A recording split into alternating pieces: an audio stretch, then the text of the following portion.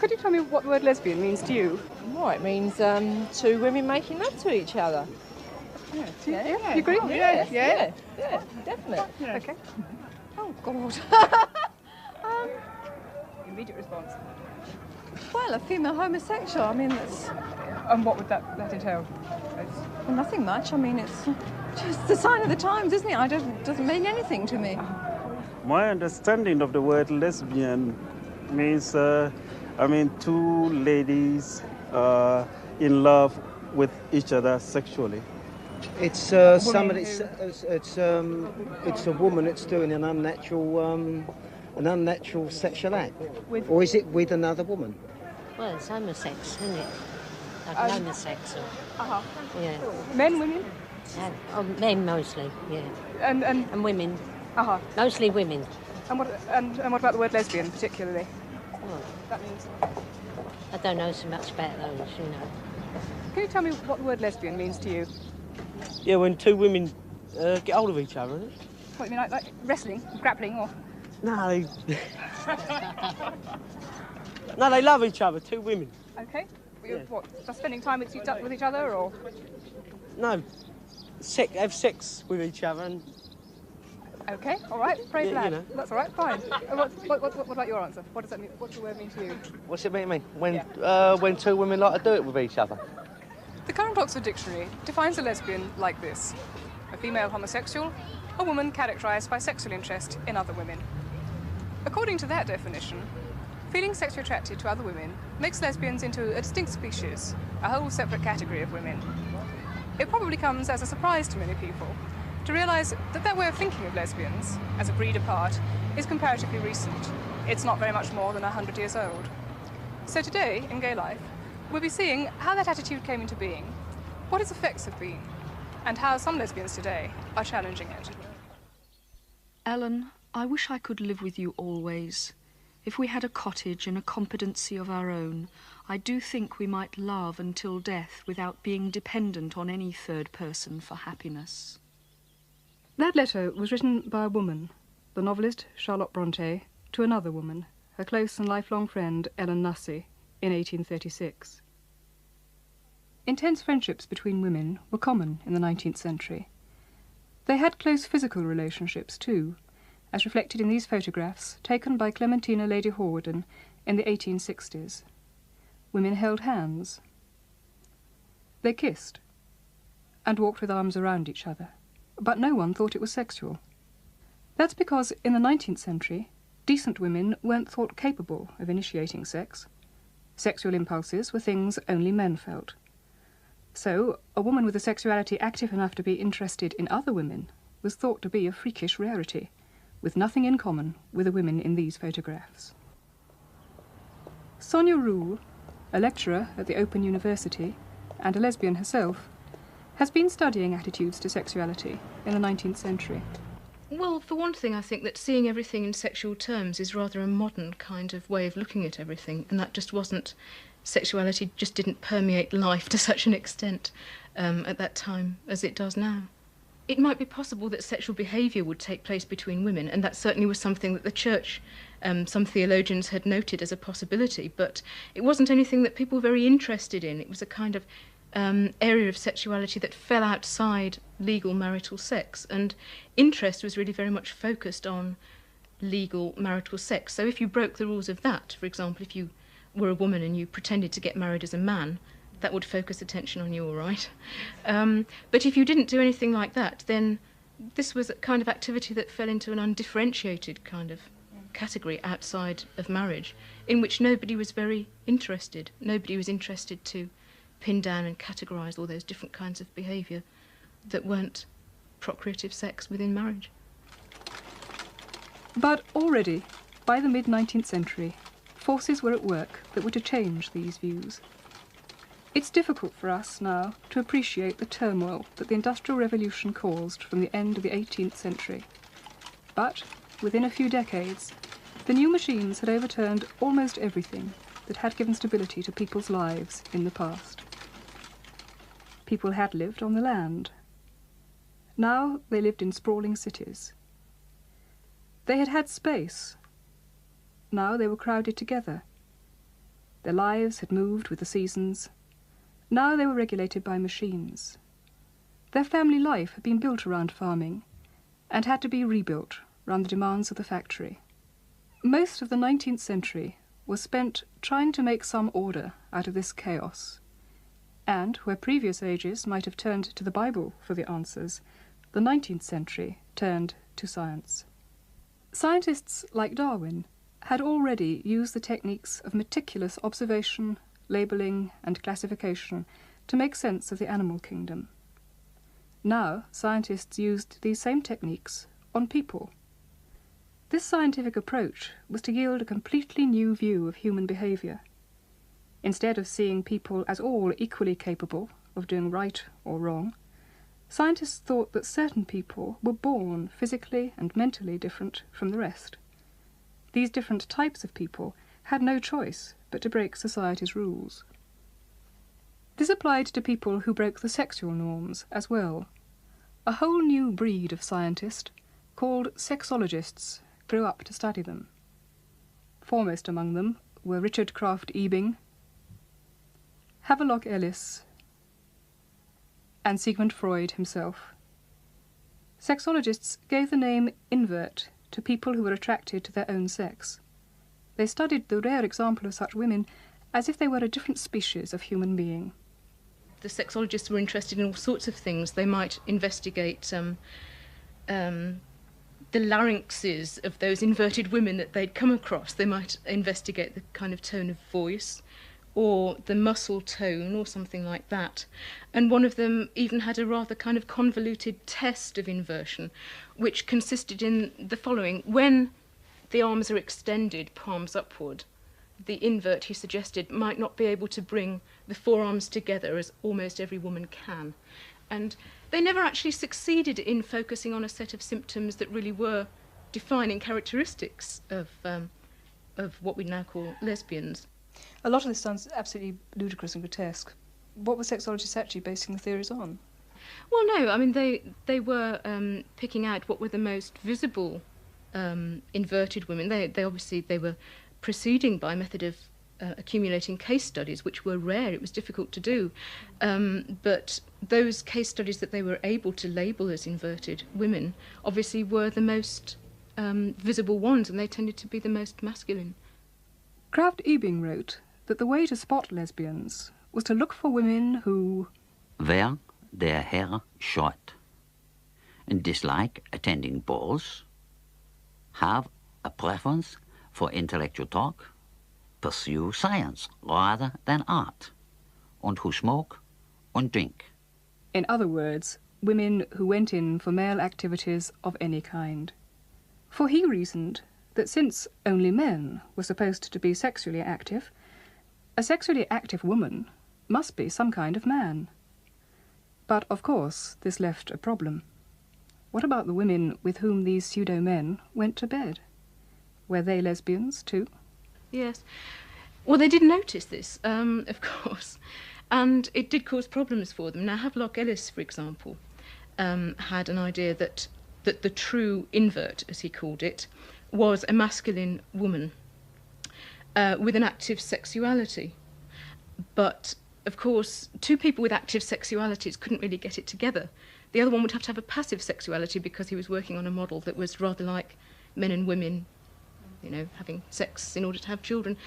And therefore this other person would have to have a passive sexuality. But in that case, could she really be a proper lesbian? Well, he got round this by kind of creating a separate, rather cloudy and confused, who was attracted, it was a set of women who were attracted to other women, all right. But it was the kind of the pick of women that the men would pass by. And he says things like, Men are really more interested in beauty of face, whereas inverts are more interested in beauty of figure and things like that. And he tries to create that kind of distinction. But the clinching argument for him is really that this is a feminine type of woman with a passive sexuality and all that, but not really robust enough to have children, so therefore not really ideally suited to heterosexual sex. Kraft-Ebing thought this second group of women were not born, but perverted into their lesbianism. He warned against masturbation and said of lesbianism, "This vice is of late quite the fashion, owing to novels on the subject, and partly as a result of excessive work on sewing machines, the sleeping of female servants in the same bed, seduction in schools by depraved pupils, or seduction of daughters by perverse servants. This vice, Sapphism, is met more frequently among ladies of the aristocracy and the prostitutes." One book, The Well of Loneliness, published in 1928, finally brought all these ideas about lesbians to the public consciousness. It was written by the lesbian author Radcliffe Hall. The book, telling the story of an inverted woman, Stephen Gordon, was tried for obscenity and banned. Radcliffe Hall herself epitomised in her dress and manner the typical invert described by the sexologists. And her short hair, her male dress, and above all her melancholy book, were to provide the model for the way in which future generations of lesbians were to see themselves. Just how deeply the existence of this new lesbian personality was to affect women who felt attracted by other women can be seen by looking at the lives of older lesbians. Sybil Morrison is 87. As a very young woman, she was a suffragette and a prominent peace campaigner in 2 world wars. She grew up in the early years of the century, before there was a label, lesbian, to give to her feelings for other women. In her day, the emphasis for girls was on their marriage prospects and not their sexuality. Because when I was young, you know, one was supposed to get married, and I seem to recall being engaged to be married, you know, egged on by my parents, who thought I ought to, and well, I had to step out of it because I couldn't bear the thought of it. So of course that caused a disturbance, you know, a broken engagement.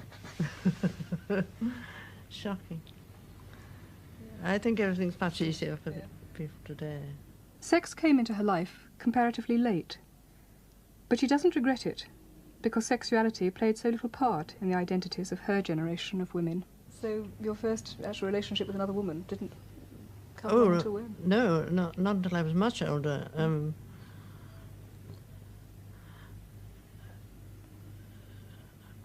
I find it difficult to put a date. In your 30s, 40s?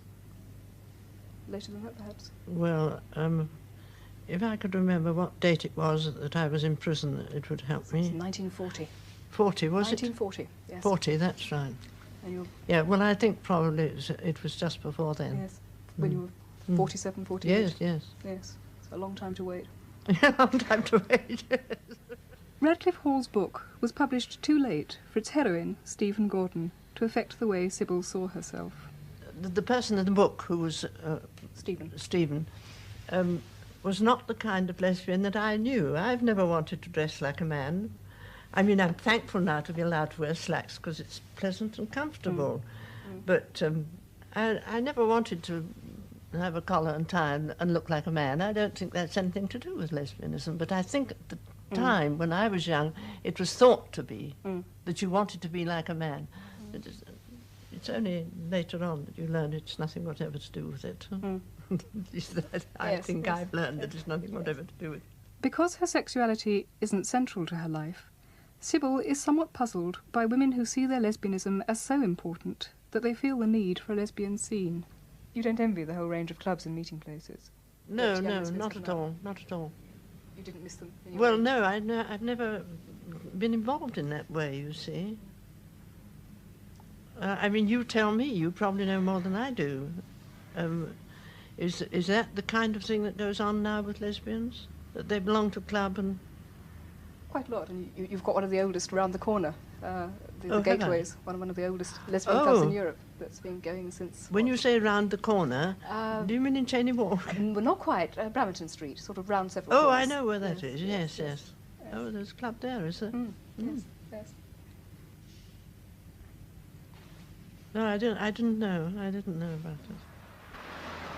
For Rosemary Manning, the impact of the label lesbian was to be much more dramatic. She is now 69, a successful novelist, an author of children's fiction, and retired headmistress. But she was just 16 and still at boarding school in 1928 when Radcliffe Hall's book was published. By this time, a sexual element was often suspected in close relationships between girls, and when discovered, it was severely punished. At school, which was an all-boarding school, no day girls, things came to a crux when 2 children were discovered to be lesbians. They were found in bed, and they were expelled. This led me slap up against 2 things. One was ignorance, my own ignorance, because I really still did not know what they were actually doing. The other thing was it brought me up against what I thought of as corruption. It was a kind of double think. I knew the head and the staff were doing the same thing, yet here they were having us prefects up and telling us what a filthy thing these children had done. They were expelling them at once for it, and we had got to check the disease, as it was described. Well, we didn't know what it was, so we couldn't do much checking. And then the worst thing was that I myself was then involved through one of the 2 girls saying to the head that she had discussed the will of loneliness with me. I was therefore in the situation of finding myself accused of influencing these children, which I hadn't done, and I felt betrayed. As a result, Rosemary's growing awareness of her own attraction to women was surrounded by guilt. She did not come to terms with this until 30 years later, when she wrote a novel, The Chinese Garden, based on her schoolgirl experiences. Like Sybil Morrison, Rosemary did not have a full sexual relationship until she was in her 40s. But because Rosemary's life has been so dominated by the question of her sexuality, she, unlike Sybil, feels her youth was seriously affected. It has had the effect on me of keeping me in hiding, of keeping me being secretive and not being able to speak, except to the very closest of my friends, about my sexual proclivities. I certainly feel if I were younger now, if I were a young woman now, I should be a very different person. I, in fact, would put this very strongly and say that I look back on much of my 20s and 30s and even my 40s as a very serious waste of my potential, waste of my personality, because I was forced into a false position. And this is very disagreeable. Begin, this is Golf Bravo, Golf Papa, Golf, rejoining, request joining instructions. Begin, Golf Bravo, Golf Papa, Golf, rejoining, request joining and landing instructions. Papa Golf, join for 21 right-hand circuit, QFE 1004. Cynthia Reed works for a local authority and is a keen pilot in her spare time. She grew up in the 50s, some 20 years after Rosemary Manning. Her generation of lesbians were also influenced by the old ideas. But with them, we see the beginnings of a new way of looking at what it means to be a lesbian. One way in which Cynthia's generation suffered was from the stereotype the public had of the lesbian as some kind of pseudo-man. She knew that this wasn't how she felt. Number 2 to AA5 on a full stop, 120 degrees 10. Radio. That's lovely. Just hold her off. I've never thought of myself as male in any way. It's true that a lot of my interests from a very early age, even as a toddler, were conventionally those that are associated with boys rather than girls. So if I say to someone that I'm interested in bird watching or photography, no one bats an eyelid. But if I add something like sea angling and flying, you can see the eyebrows doing a vertical takeoff. And I think people do perhaps assume sometimes that I've deliberately chosen those sort of interests in order to be seen as male, but that's not the case. And I think it says a lot about the sort of conventions of activities that you're allowed by virtue of your sex. But Cynthia admits that many lesbians of her generation allowed their whole lifestyles to be influenced by the stereotypes of the butch dyke invert and the neurotic feminine pervert. In fact, she and her lover, Julie Switzer, used to take delight in sending up the stereotypes that other lesbians had readily adopted. It's true they did. About 15 or 20 years ago, that was quite a common pattern, wasn't it? The sort of lesbian relationship where you had one very masculine and one very feminine woman was common. And that was reflected not only in the way they dressed, it was reflected in things like the careers they took up and the hobbies, their interests, and probably even in sexual attitudes to some extent. There was this, definite sort of role difference. Yes, I mean, Cindy and I used to go around in collar and tie because, it was kind of the done thing. You had to identify yourself as being butch or being femme. And we used to kind of send up the whole thing by both going out in collars and ties. That used to quite upset some people, I think. Yes. Well, it's a bit of a joke. I mean, we don't do that nowadays.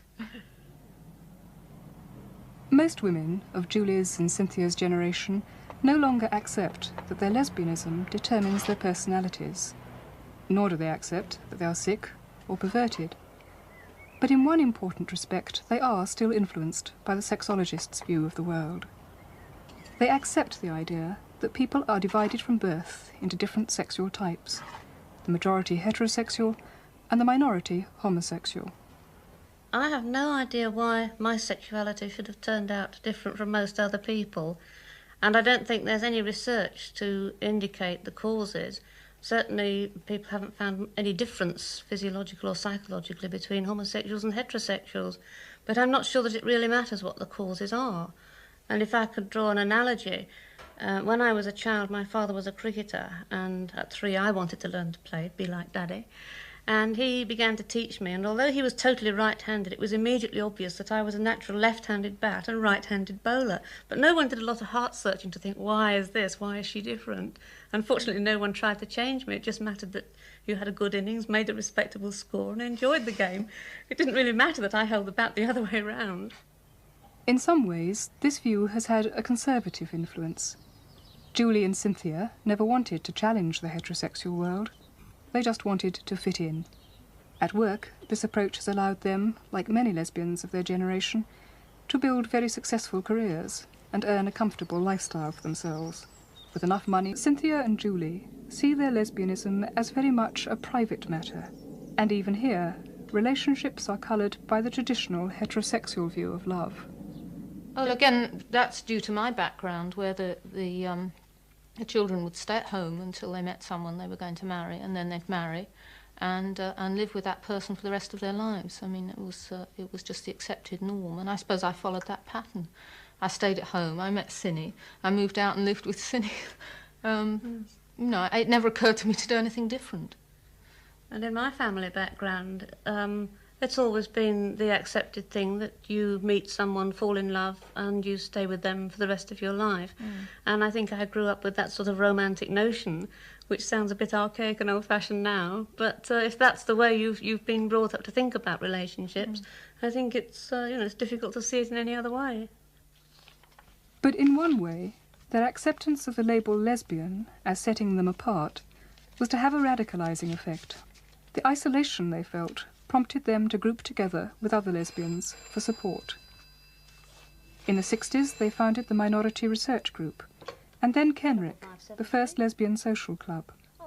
These groups might not seem very radical today, but in the 1970s, their tradition of self-help was to converge with another, quite separate political development, the women's movement.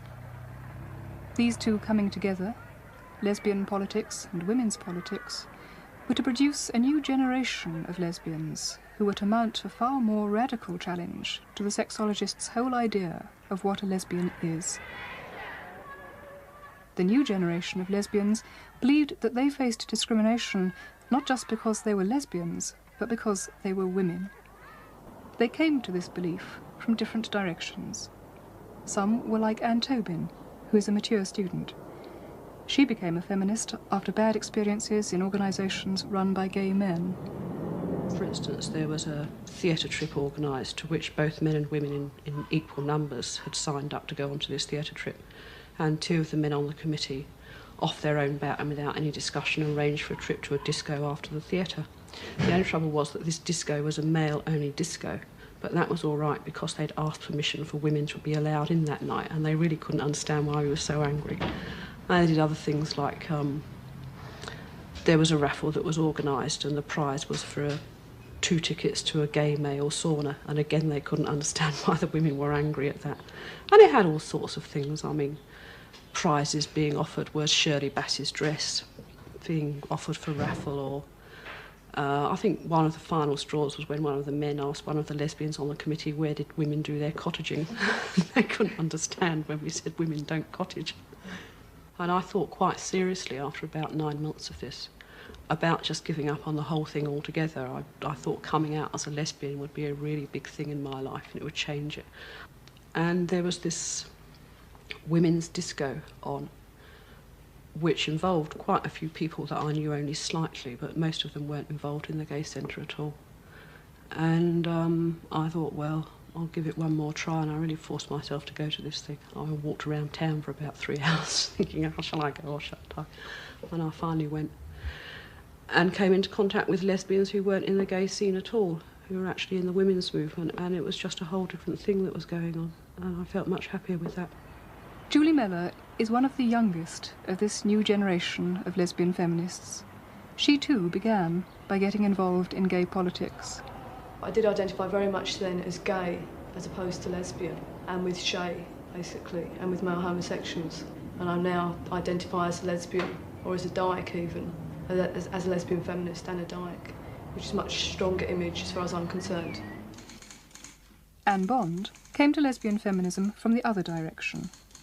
It was joining a university women's group that led her to identify herself as a lesbian. In that women's group were some lesbians who, it seemed to me, were very positive women. They were very strong women. I actually felt attracted to those women, probably physically as well as admiring them for their strength. Because lesbians like Anne and Julie believe that the whole social system oppresses them as women, they have a very different attitude from previous generations of lesbians. They no longer want to fit in. Instead, they see their whole lives as challenging society. This means most of them are not interested in succeeding in conventional careers. They are to devote their energies to collective work with other women, like the National Lesbian Conference they were involved in organising when we spoke to them. I came to the conference about Christmas and conference planning group with 3 designs for a poster for the conference, and one was chosen, and since then we've had 10,000 items of publicity printed for the lesbian conference, which we've made obviously quite a bit of money to run the conference out of. The fact that we're actually doing something and getting on with a lot is obviously a political challenge or a political statement in itself. Lesbian feminists like Anne and Julie are also against the idea of conducting relationships that simply parallel the heterosexual family. They want to work out new ways of living with groups of other women. I'm, again, like Julie, I'm a member of a women's housing co-op, and I've chosen to live with women. I've chosen to challenge, through my lesbianism, I challenge the political norms of society in the sense of you live in a nuclear family or you live with a man. I want to challenge that. That's how I see my lesbianism as political. And I go to quite great lengths, in fact, to ensure that that political challenge is maintained in what I do and in the way I live, the way I carry out my relationships. Sometimes it's a hard process, but I think in the end it still remains a challenge, and in the end I think it's a very positive thing to be able to do. That's how I see it as political. But most importantly, these women refuse to see their lesbianism as a purely sexual matter. For them, sex is just part of a much larger and more general commitment to women. We're basically emotional lesbians as opposed to our identification from society is seen as totally sexual, which it isn't. It's basically emotional attraction and emotional strength and solidarity, which we have to have because we're basically at war a lot of the time on the street just to survive, which I don't think is a position that is very fair on us because we're trying to just get on with our lives without being hassled. I think that's right. I mean, the emotional energy that goes with being a lesbian, the emotional energy that you put into other women, is certainly not a queer thing. I think it's, to me, very logical and very necessary. Because if women don't help other women, is what it boils down to, then nobody will. So, in a curious way, we seem to have come full circle. Once it was common for women to share intensely loving physical relationships, even though the sexual possibilities of their love were rarely recognised. Then the sexologists recognised the sexual potential, and very little else. Lesbians became defined solely as sexual beings. Now, in its turn, that narrow definition is being overthrown by some lesbians who want to revive loving, caring relationships between women. Whether that entails sex is no longer the most important question. Passionate friendships, I think, as described in letters and biographies of certain very prominent women, I think were very important as they stood, and I think in that people knew that women had very, very serious involvements with other women. I would like to see that kind of thing again, not necessarily a sexual relationship. I mean, I would like to have that recognition that women can be together like that women can be important in each other's lives. The main reason for me now for being a lesbian is not to go to bed with women. It's actually to talk and be friendly with and work with women in getting away from the domination that we suffer under as women, and that's the important thing. So I in a way, I think I would explain lesbianism not so much as a sexual relationship with women, but as an emotional, friendly relationship with women, and out of that emotional, friendly relationship, then that becomes your whole life.